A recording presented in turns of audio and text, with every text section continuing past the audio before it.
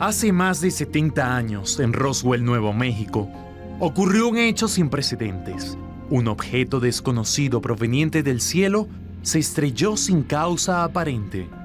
El hecho desató un gran debate y dio paso a innumerables teorías de conspiración que hasta hoy perduran. ¿Estamos solos en el universo? ¿O hay seres más allá de las estrellas? Una duda que continúa sin respuesta y nos invita a pasearnos por las infinitas posibilidades de que no estamos solos y que definitivamente puede haber vida en otros planetas.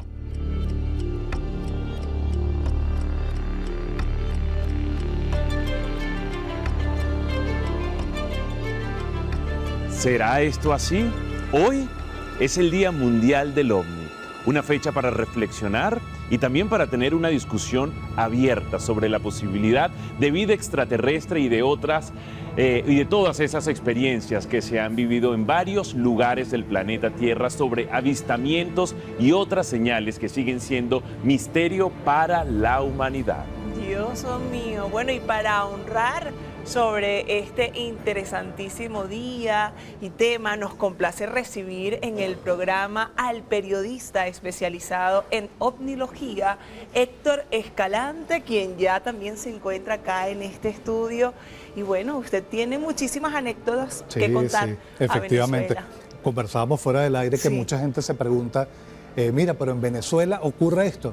Y resulta que estamos repletos de casos. Yo creo que quizás la misma cantidad de casos que ocurren en otros países como México y Estados Unidos, que son los que llevan la batuta en esto. Entonces, la gente está ávida de conocimiento, pero además porque también, y eso lo he puesto a prueba haciendo algunas encuestas a nivel personal, que casi todo el mundo en Venezuela ha tenido por lo menos una experiencia de avistamiento, de contacto con alguna cosa desconocida. Entonces siempre hay ese interés por saber qué es lo que está pasando. Héctor, bueno, primero gracias por tomarte estos minutos para conversar con nosotros sobre este tema que resulta apasionante, pero para las personas que han tenido experiencias como tú creo que resulta más apasionante aún. ¿Por qué continúa siendo un misterio la presencia o no de vida extraterrestre en nuestro planeta? Sí, fíjate, básicamente el tema parte de que la ciencia oficial todavía no asume como tal la existencia de vida inteligente no terrestre.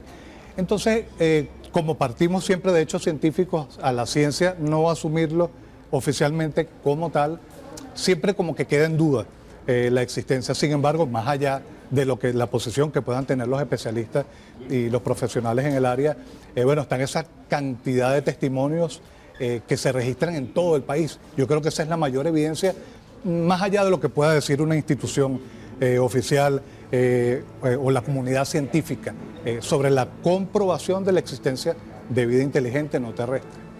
Mira, qué importante, ¿no? Me encantó esa intro que hizo nuestro querido Leo y esa manera de persuadir en este tema, porque es verdad, uno se pregunta, ¿estaremos solos realmente en este universo o hay algo más allá? He visto varias entrevistas tuyas, Héctor, y me encanta porque, bueno, uno dice, hemos escuchado, vemos fotos incluso de otros países, pero uno dice, ¿será cierto esto? Tú has visto, bueno, desde tu realidad e incluso con amistades, y quiero que desde ese punto de vista o desde esas anécdotas nos cuentes un poco cómo se despertó tu interés por este fenómeno. Bueno, mira, yo de hecho comienzo a trabajar en esto, estaba estudiando periodismo y tengo una experiencia.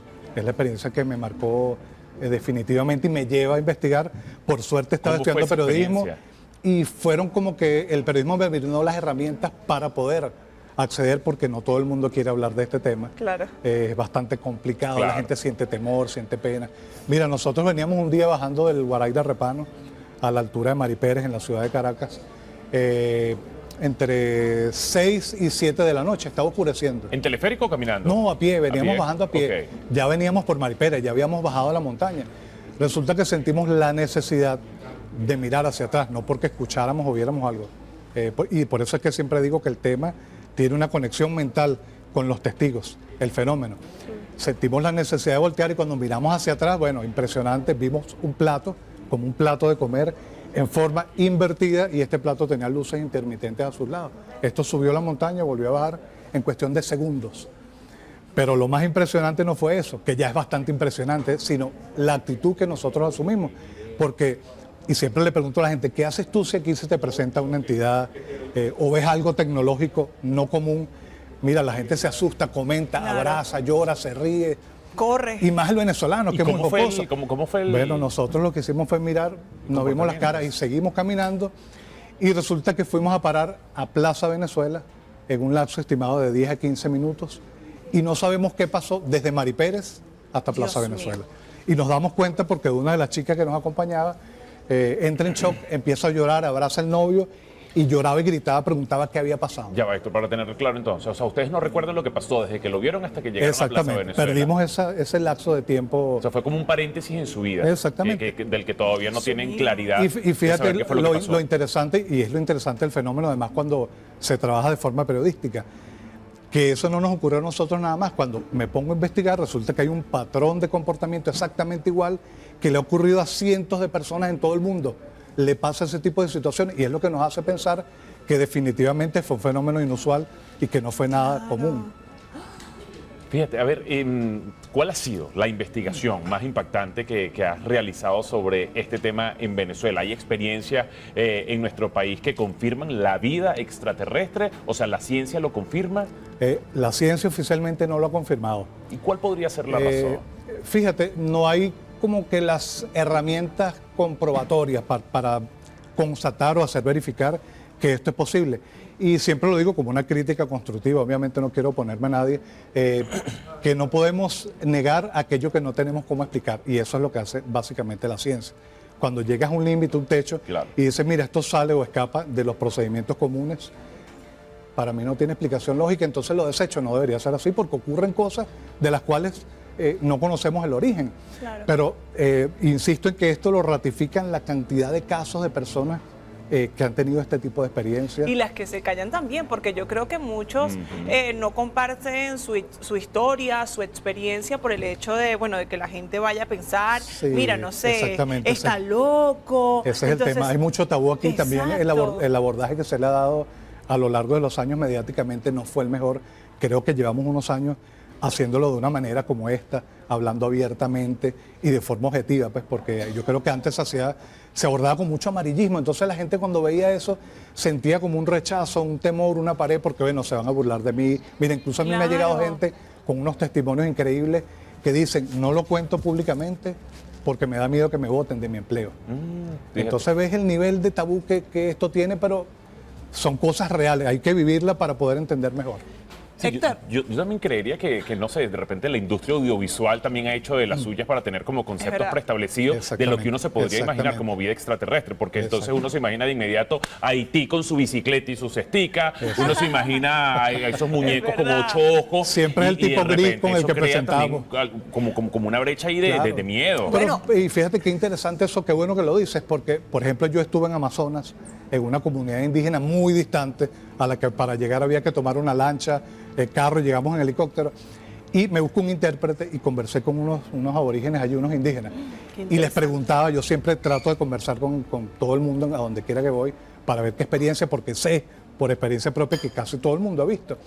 Y fíjate lo interesante cuando una persona de esta que no tiene contaminación, digamos, por llamarlo de alguna manera, a través de medios, o influencia, por no decirle contaminación, de internet, de televisión, de medio impreso, de radio, no tienen nada de esto porque son comunidades sin luz, sin internet. Y esa gente a través de ese intérprete me ha dicho que han visto cosas en el cielo que se mueven de manera zigzagueante, que están aquí, entonces es lo mismo que estamos viendo en la ciudad.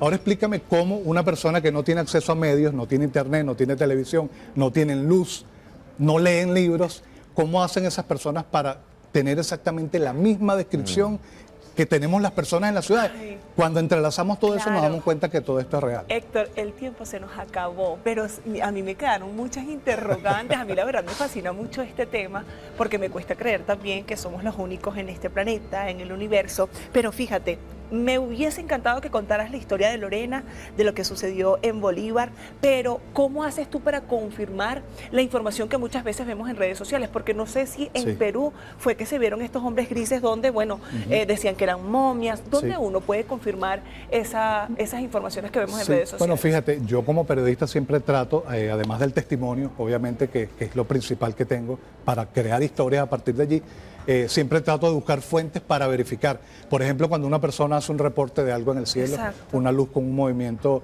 un comportamiento inusual, buscar las fuentes oficiales, la NASA, todas estas aplicaciones que te muestran la posición de las estrellas, de los planetas, lanzamiento de satélites, porque las personas, por falta de conocimiento, también confunden muchas de estas cosas. Entonces, bueno, hay toda esa cantidad de herramientas que permiten verificar si algo no se comporta de manera común. Héctor, gracias por acompañarnos. Ya nos tenemos que despedir. Una última Severo. cosa y te agradeceríamos que fuese súper puntual. Si alguien pasa por este tipo de situaciones, ve un objeto no identificado, ¿qué debe hacer? Mira, lo primero es tener mente abierta, no querer a ciencias así inmediato lo que se ve, porque hay que ampliar, hay que profundizar, buscar información y contrastar para poder crearse un criterio o una opinión acerca de lo que ha visto, Claro. porque como te decía, hay muchas cosas que pueden confundirse.